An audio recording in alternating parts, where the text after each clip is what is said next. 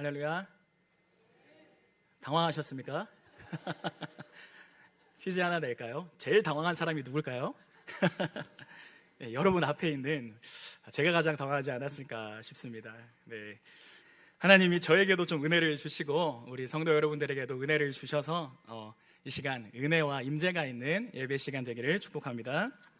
우리 시간 오늘 본문 말씀 중에서요 여호수아서 5장 9절 말씀 다 같이 한번 소리내서 읽으시고 설교를 시작하도록 하겠습니다. 여호수아서 5장 9절 다 같이 읽겠습니다. 시작. 여호와께서 여호수아에게 이르시되 내가 오늘 애굽의 수치를 너희에게서 떠나가게 하였다 하셨으므로 그곳 이름을 오늘까지 길간이라 하니라. 아멘. 여러분 오늘 본문에는요 모세가 죽은 다음에 차기 지도자였던 여호수아가 약속의 땅 어디죠?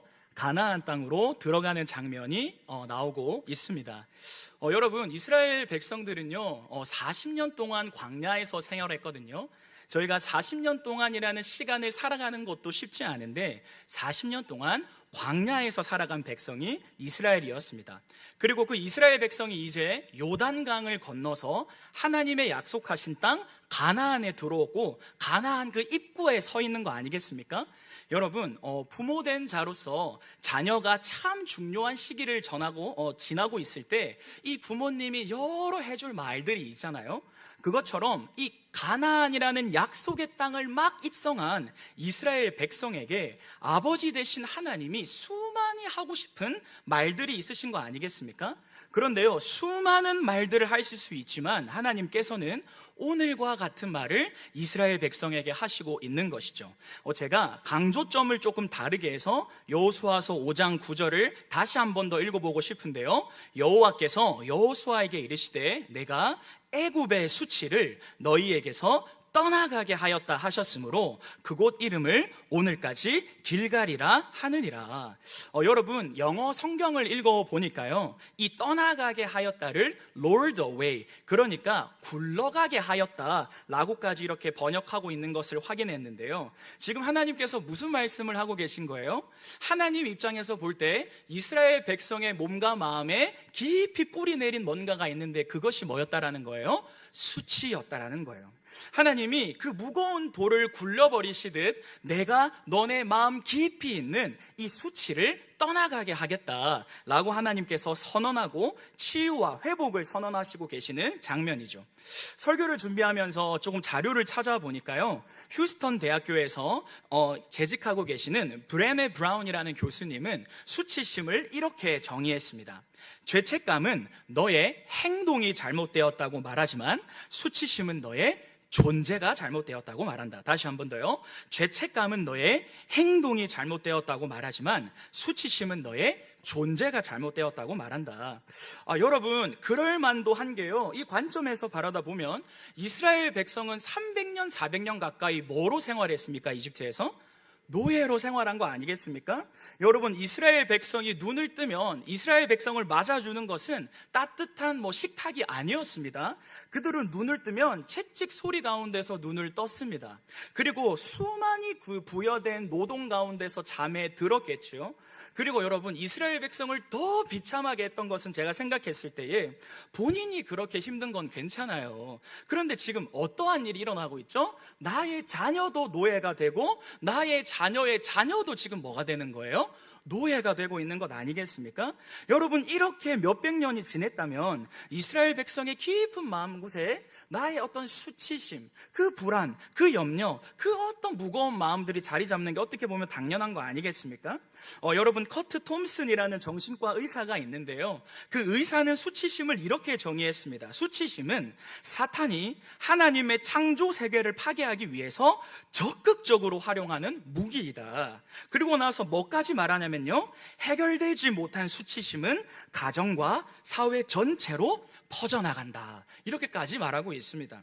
여러분 이렇게 보시면 하나님께서 왜 이 말씀을 하시는지 조금 이해가 되시죠?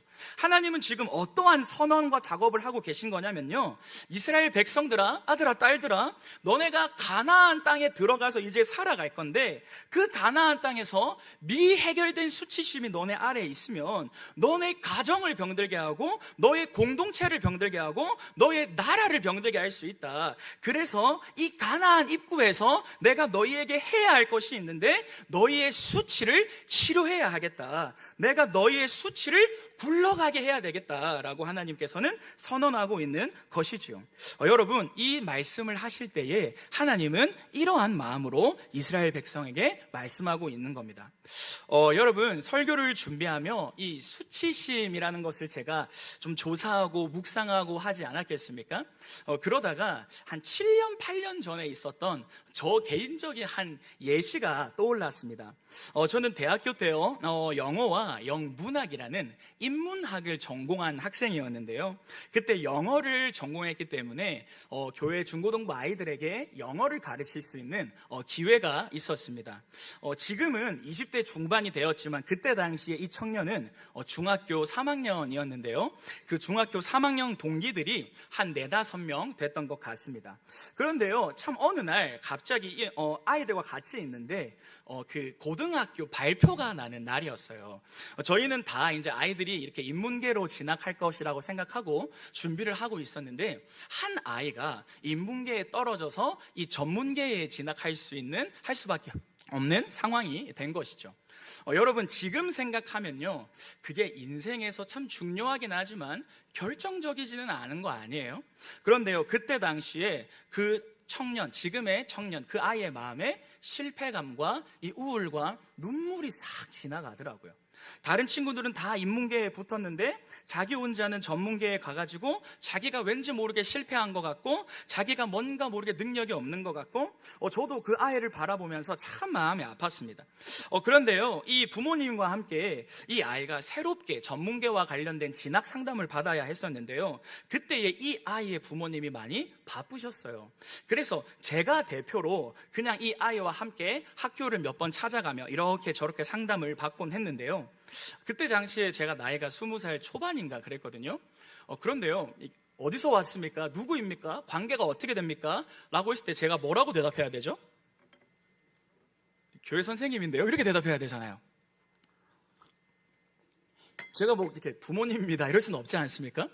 근데요, 그게 그때 당시에 뭔가 이렇게 민망한 거예요. 민망하다는 게 참 제가 자긍심을 가지고 아이들을 돌봐왔고 나름대로 한다고 생각했는데 밖에 나가니까 이 교회 선생님이라는 게 아무것도 아닌 것 같은 거예요. 그래서 제가 밉보이지 않기 위해서 그때 당시에 아빠 정장까지 빌려 입었습니다. 그때 당시에는 들어갔던 것 같아요. 그게 지금은 절대 안 들어가겠죠. 그러니까 어색한 정장까지 입고 똑똑해서 교무실에 막 해가지고 그 아이와 그 선생님에게 막 물었어요. 여기는 어떻습니까? 여기는 어떤 게 합니까? 진로는 어떻게 됩니까? 막 묻는데 그 선생님이 나중에는 귀찮아지셨나 봐요. 제가 그 다음 날도 가고 막 이렇게 했거든요. 그러니까 어느 날 갑자기 그 선생님이 저를 이렇게 훑어보면서 그냥 이렇게 한마디 하시더라고요. 아니 뭣도 아닌 보디가드입니까? 이렇게 한마디를 하시는 거예요. 그냥, 당신 보디가드입니까? 지금 생각하면 그냥 웃으면서 넘길 수 있지만 여러분, 참 말이라는 게 대단한 게 그때 당시에 제 마음은 뭔가 와르르 무너지는 기분이었습니다. 애쓰고 있고 이 아이를 사랑한다고 하고 있고 몸부림치고 있는데 이거에 대해서 그 사람의 한마디, 당신 보디가드입니까? 라는 이 한마디가 제 마음을 막 무너뜨리더라고요. 그때 제가 돌이켜보면 제 안에 찾아왔던 이 마음이 부끄러운 마음, 수치심이었던 것 같아요. 오죽하면 제가 그날 교회 돌아와서 하나님, 목사를 때려치고 힘 있는 직업으로 가야겠습니다, 진짜 이렇게까지 기도까지 했거든요. 여러분, 이러한 과정을 지나고 난 다음에 어찌 그런 학교를 결정하게 되었습니다. 그래서 제가 그 아이를 데리고 그 학교로 갔어요. 그 학교로 가가지고 그 학교 운동장을 아이와 이야기하면서 몇 바퀴 돌 다음에 학교 운동장에서 그 아이와 함께 기도했던 기억이 납니다. 기억은 잘 안 나지만 이렇게 기도했던 것 같아요. 하나님, 실패해서 여기 있는 게 아니라는 것을 받아들이게 하여 주시고 이 아이가 이 고등학교에서 보낼 3년 동안 하나님 참 좋은 만남을 주시고 의미 있는 학교 생활이 되게 하여 주시옵소서. 그렇게 그 아이와 기도를 하고 집에 돌아왔던 적이 있습니다.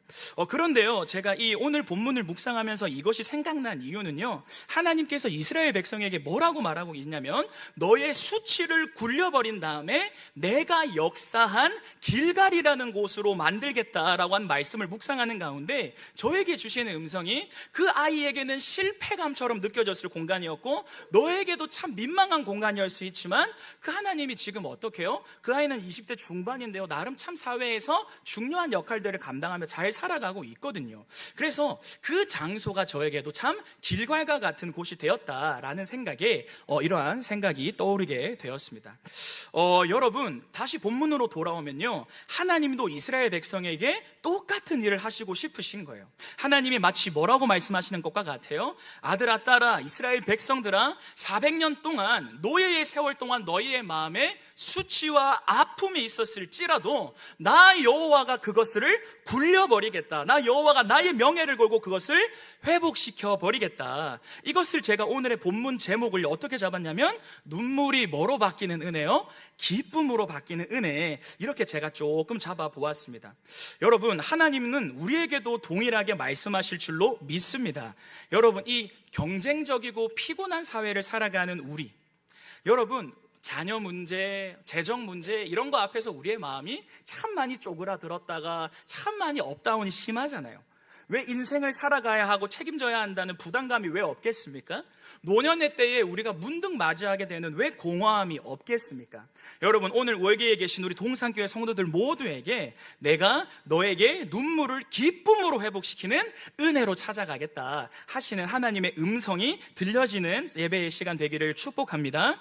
이러한 은혜를 우리가 받기 위해서는 우리가 해야 할 것이 있습니다. 그것이 무엇이냐면 이 은혜는요, 거저 주어지는 것이기도 하지만 모두가 이 은혜의 주인공이 되는 것은 아니에요. 무슨 말이냐면 눈물을 기쁨으로 바꿔주시는 이 은혜는 그릇을 준비하는 사람 위에 부어진다라고 하는 것인데요, 우리가 준비해야 되는 태도와 자세가 있습니다. 오늘 이 은혜를 받기 위해 우리가 준비해야 하는 태도와 자세를 살펴보기를 원하는데요, 첫 번째입니다. 하나님은 어떤 거를 명령하시냐면 첫 번째, 강해지기 전에 먼저 약해질 것을 명령하십니다. 여호수아서 5장 2절 말씀입니다. 제가 읽도록 하겠습니다. 그때에 여호와께서 여호수아에게 이르시되 너는 부싯돌로 칼을 만들어 이스라엘 자손들에게 다시 할례를 행하라 하시매, 다시 하나님이 이스라엘 백성에게 요구하신 것이 무엇이었어요? 할례였습니다. 근데 여러분, 이거 이스라엘 백성들 입장에서 진짜 황당한 소리거든요. 이거 이스라엘 백성은 지금 요단강을 건너서 뭘 해야 됩니까? 지금 이제 여리고와 전쟁을 해야 돼요.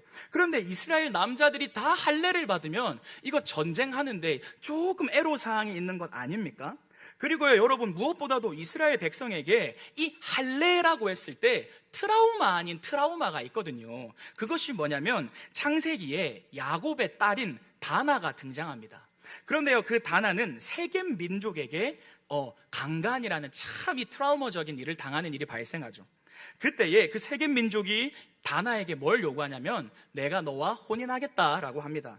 그때에 이 야곱의 집에 다나의 오빠였던 레위, 시므온이 뭘 요구하냐면 우리는 이방 민족과는 결혼하지 않는다. 고로 너네 세겜 민족이 다 할례를 받으면 내 동생 다나를 너에게 시집 보내겠다, 이렇게 하거든요. 그리고 나서 생애배 모든 남자들이 다 할례를 받습니다. 그리고 나서 여러분, 어떠한 일이 일어났죠? 그날 밤에 시므온, 레위 단 두 사람이 세겜 민족 전체를 도륙하는 일이 발생합니다. 세겜 민족이 할례를 받아서 움직일 수가 없으니까 거기에 있는 남자들을 다 죽여버렸던 사건, 그 사건이 창세기에 똑같이 기록되어 있거든요.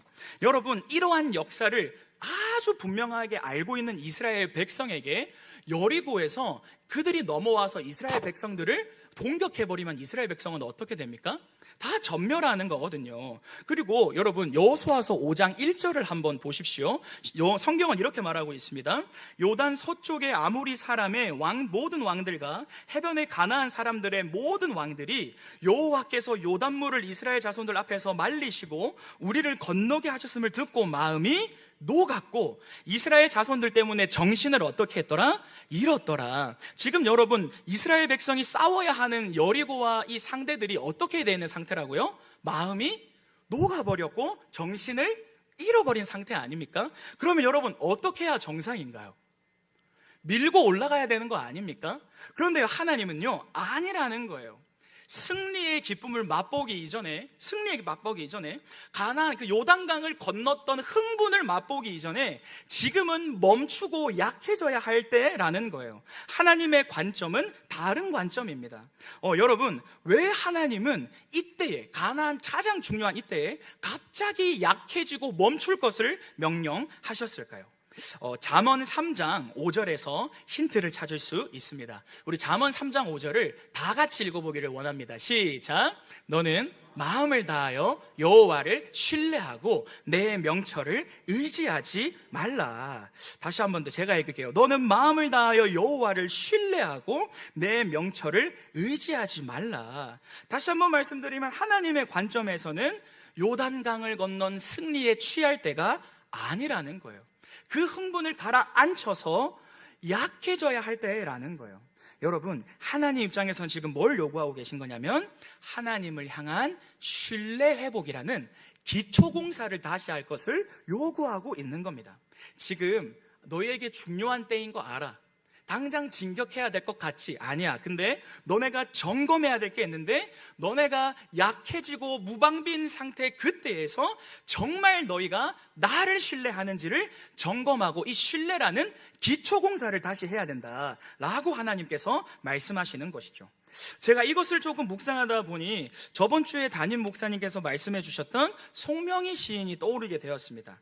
1963년생인 이 송명희 시인은요, 태어날 때부터 중증 뇌성마비를 가지고 태어나셨다고 합니다. 그래서 몸도 제대로 가누지 못하고 정부 교육도 잘 받지 못하셨다고 해요.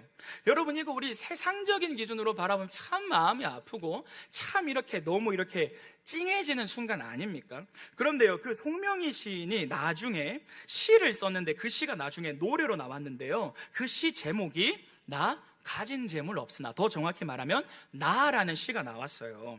그 시를 한 번만 띄워주시겠습니까? 시가 이렇는데요, 나 가진 재물 없으나, 나 남이 가진 지식 없으나, 다음이요, 나 남에게 있는 건강 있지 않으나, 나 남에게 없는 것 있으니. 여러분, 송명희 시인이요, 참 약해지고요, 참 무방비 상태고요, 참 지금 이렇게 연약한 시절들을 보냈는데요, 그것으로 끝나지 아니하고요, 하나님과의 새로운 관계, 하나님의 새로운 은혜로 넘어가는데요, 그 다음에 어떠한 가사가 이어지냐면요, 나 남이 못 본 것을 보았고, 나 남이 듣지 못한 음성 들었고, 나 남이 받지 못한 사랑 받았고, 나 남이 모르는 것 어떻게 했다고요? 깨달았네. 여러분, 송명희 시인이요, 인간적인 눈으로 육체가 약해지고 참 인생이란 게 연약해진 그때에서 하나님이란 분을 새롭게 발견하자 오늘날 우리에게 너무나 은혜가 되고 도전이 되는 놀라운 시를 남겨주신 것 아닙니까? 하나님은요, 이스라엘 백성에게 뭘 요구하고 있는 거예요? 니네가 무방비로 약해진 그때에서 너네는 나를 다시 신뢰해야 되고, 너네는 나를 다시 발견해야 되고, 너네는 다시 나와 관계를 맺어야 한다라고 말씀하시고 있는 것이죠.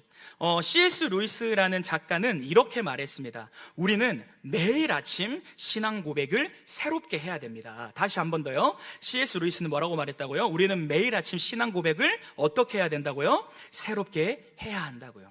여러분, 하나님은요, 너 나를 신뢰하는지에 대해서 다시 한 번 더 신앙 고백을 점검하고 다시 한 번 더 기초공사를 새롭게 해야 한다라고 말씀하고 계신 것이죠. 예수님도 이렇게 말씀하셨습니다. 심령이 가난한 자는 복이 있나니. 뒤에 다 같이 해볼까요? 시작.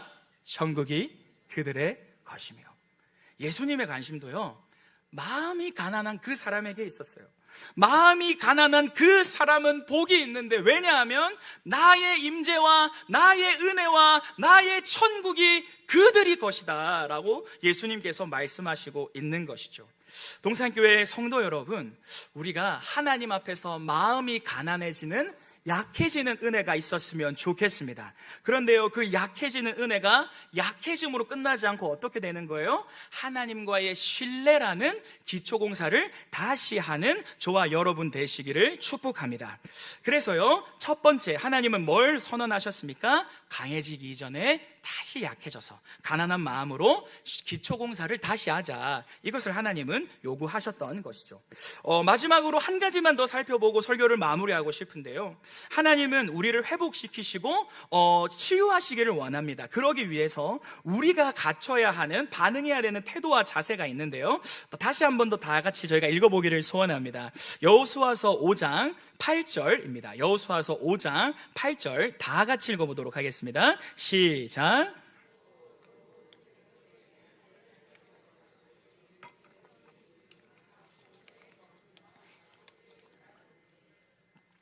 여기에 보시면 제가 참 이 구절에서 잠잠히 감동이 되는 구절은 바로 이것입니다. 무엇이냐면 하나님의 말씀에 이들이 실제로 어떻게 했어요? 반응하고 순종했다라는 것이죠. 여러분, 하나님은요 무엇을 원하시냐면 우리의 내면의 기초공사가 새롭게 이루어져서 하나님을 신뢰하기 원하십니다. 아멘이십니까? 그런데요, 하나님은요 거기서 그치지를 아니하고 아들아 딸아 2절을 통과했니? 이제 2절을 통과해서 8절로 오기를 원한다. 8절이 무엇이죠? 실제적으로 하나님의 말씀에 반응해서 순종의 자리로 나아가는 거예요. 여러분, 하나님은요 이 순종하는 자 위에 회복의 은혜를 부어주시는 것을 기뻐하시는 하나님인 줄 믿습니다. 여러분, 홍해와 요단강의 차이점을 아십니까? 위치가 다릅니다 이런 거 말고요, 홍해와 요단강의 차이가 있죠. 제가 한 설교를 듣다가 그 목사님이 이렇게 풀어주셨는데요, 홍해라는 것은 갈라지고 이스라엘 백성들이 건넜습니다. 맞습니까? 그러니까 모세가 지팡이를 내밀었을 때 홍해가 갈라졌죠. 그런데 여러분, 요단강은 어떻게 이스라엘 백성이 건넜죠? 제사장들이 뭘 메고 언약궤를 메고 요단강에 어떻게 했을 때, 실제로 발을 순종하며 내딛었을 때 갈라진 게 요단강이라는 거죠. 하나님은요 갈라져서 움직이는 것도 신앙이라고 생각하시지만 하나님은 아버지시잖아요. 성숙하기를 바라세요. 갈라져서 움직이는 신앙도 신앙인데 너가 결국에는 순종으로 말미암아 갈라지는 것을 맛보는 자녀가 되기를 원한다. 이런 것도 우리 하나님의 마음이시거든요. 그래서 두 번째, 하나님의 말씀에 반응해서 실제적으로 순종하는 자세와 태도를 우리가 갖추기를 원하시죠. 우리의 내면이 내면으로 끝나지 아니하고 외면적인 순종으로 나오기를 기뻐하십니다. 여러분, 예시 하나를 마지막으로 말씀드리고 결론을 짓고 싶습니다. 여러분, 2022년에 한국 교회에 참 역사적인 사건이 있었거든요. 그게 무엇이냐면 서울 밑에 분당이라는 지역에 분당우리 교회라는 교회가 있습니다. 그런데 그 교회가 29교회 교회로 분립 개척을 다 진행했어요. 이게 참 저에게도 울림이 되고 도전이 되어서 여러분에게도 나누고 싶은데요, 분당 우리 교회 담임 목사님은 이찬수 목사님이라는 목사님이 계십니다. 이찬수 목사님이 2012년에 가위에 눌리시고 잠도 못 자시고 참 이렇게 헉헉거리면서 잠에서 일어나셨대요. 그리고 나서 하나님의 음성이 마음에서 이찬수 목사님을 강하게 질책하는데 하나님이 그 목사님에게 뭐라고 말씀하셨냐면, 야, 너네 교회만 그렇게 커지고 너네 교회만 잘 되는 게 그게 옳으냐? 라고 이렇게 물어보셨다는 거예요. 그 당시에 분당 우리 교회가 성도수 2만 명을 돌파할 때였거든요. 그러니까 너네 교회가 그렇게 2만 명 커지고 너네 교회가 은혜 받고 좋다, 근데 너네 교회만 넓어지고 커지는 게 그게 옳으냐? 라고 하는 이찬수 목사님 말씀에 이찬수 목사님이, 하나님, 제가 절반 가까이를 분립개척으로 내보내겠습니다. 아니요, 4분의 3 가까이를 파송하는 교회가 되길 원합니다. 이렇게 결단하셨다고 해요. 그리고 2012년에 이걸 설교단에서 선언하시고요, 2022년에, 그러니까요 4년 전에 실제로 29교회 교회로 다 분리돼서 이렇게 나간 거예요. 그래서 2만 명이었던 교회가 이찬수 목사님이 5천 명 밑으로 떨어지지 아니하면 나 이찬수가 걸림돌인 줄 알고 내가 사임하겠다, 이렇게까지 하셨거든요. 그 결과 분당 우리 교회가 4천 명 밑으로 떨어졌어요. 16,000명의 성도들이 분립개척과 또 동네의 작은 교회로 가서 섬기기를 결단하고 눈물을 머금고 다 흩어졌습니다. 제가 이거에 대해서 참 가슴이 먹먹해지는 이유는요, 그 29개의 교회 중에 한 목사님의 설교를 듣는데 그 목사님이 우시면서 얘기하시는 거예요. 우리는 이렇게 개척을 해서 부흥을 맛보고 있지만 우리를 파송했던 분당 우리 교회는 지금 만신창이가 되었다. 핵심 인력들이 다 빠져나가고 새신자밖에 남지 않고 교회의 질서와 어떤 이 조직조차 갖춰지기 어려운 참 어려운 게 되었다라고 말하면서 이 분립개척했던 한 목사님이 막 우시면서 설교하시는 것을 제가 우연히 듣게 되었습니다. 그때에 그 성도들이 울면서 자주 했던 말이 있대요. 왜 우리가 나가야 합니까? 왜 우리는 부흥하면 안 됩니까? 왜 우리는 여기서 멈춰야 됩니까? 그때에 이찬수 목사님과 당회원들과 교역자들과 분당우리 성도들이 마음을 모았던 게 뭐냐면 하나님이 그것을 뭐 하신다? 기뻐하신다라는 거였죠. 여러분, 이 분당우리 교회의 29개의 분립개척은 한 사람, 한 사역자의 순종, 한 교회의 순종, 그리고 16,000명이라는 성도들의 순종 위에서 한국 교회의 도전이 되는 이 사건이 일어났다라는 것이죠. 그것을 바라보면서 참 세습과 여러 스캔들로 이 명예가 떨어져 가던 한국 교회에 그래도 한국 교회의 명예를 세우고 한국 교회가 아직 살아있다라는 평가를 받게 되었거든요. 여러분, 제가 이 예시를 가져오는 것은 단 한 가지입니다. 하나님은요, 은혜를 부어주시고 인도하시기를 원하는데요, 특별히 하나님의 말씀에 반응해서 순종하는 사람에게 은혜를 주시는 줄 믿습니다. 여러분, 디모데후서 말씀으로 설교를 마무리하고 싶은데요, 디모데후서 2장에는 이렇게 나와 있습니다. 큰 집에는 금그릇과 은그릇뿐만 아니라 나무그릇과 질그릇도 있어 귀하게 쓰는 그릇도 있고 천하게 쓰는 그릇도 있나니, 우리는요, 금그릇 됐으면 좋겠고 은그릇 됐으면 좋겠고 나와 내 자녀, 내 집은 그러한 그릇 됐으면 좋겠지만 하나님의 관심은 전혀 딴판이라는 거예요. 그러므로 누구든지 이런 그릇에서 자기를 깨끗하게 하면 귀히 쓰는 그릇이 되어 거룩하고 주인의 쓰임에 합당하여 모든 선한 일에 준비함이 되리라. 여러분, 하나님이 정말 기대하시고 발견하기를 원하시는 그릇은 어떤 그릇이라고요? 깨끗한 그릇이라는 거예요. 깨끗한 그릇. 여러분, 이 그릇을 준비해가는 저와 동산교회 성도들 되기를 소원합니다. 우리가 어떠한 그릇을 준비해야 됩니까? 첫 번째입니다. 하나님과의 신뢰라는 기초공사를 다시 한 번 더 애쓰고 기도하며 나아가는 동산교회 되기를 소원합니다. 묵상과 기도와 예배의 자리에서, 일상의 자리에서 하나님을 신뢰하는 것을 훈련받는 여러분이 되십시오. 그리고요, 하나님의 말씀이라면 내 경험, 내 생각, 내 고집을 앞세우기보다 하나님의 말씀이라면 한번 발을 내디뎌 보는 저와 여러분이 되기를 축복합니다. 그러한 선하고 깨끗한 그릇이 될 때에 하나님이 너무나도 기쁘게 부어버리는 은혜가 있는데, 그게 어떤 은혜라고요? 우리의 수치가, 우리의 불안이, 우리의 염려가, 우리의 공허함이 굴러가는 은혜를 부어주실 줄로 믿습니다. 이 하나님이 오늘 여기에 계시고요, 여러분, 예수 그리스도께로 나아오십시오. 여러분, 예수 그리스도께로 나아오십시오. 그분 안에서 우리의 눈물과 죄와 모든 아픔과 염려와 두려움은 소망으로 바뀌는 줄로 믿습니다. 예수 그리스도 안에 나아가는 자, 회복을 발견하게 됩니다. 예수 그리스도 안으로 나아가는 자, 그 영생과 구원을 발견하게 됩니다. 여러분, 그래서 오늘 동산교회가 이제 기도하고 찬양하기를 원하는데요, 하나님, 제가 준비되기를 원합니다. 그래서 회복되는 은혜를 받기를 원합니다. 예수 안에서 치유의 은혜를 맛보기를 원합니다. 이 마음을 가지고 나아가시는 저와 여러분 되시기를 축복합니다.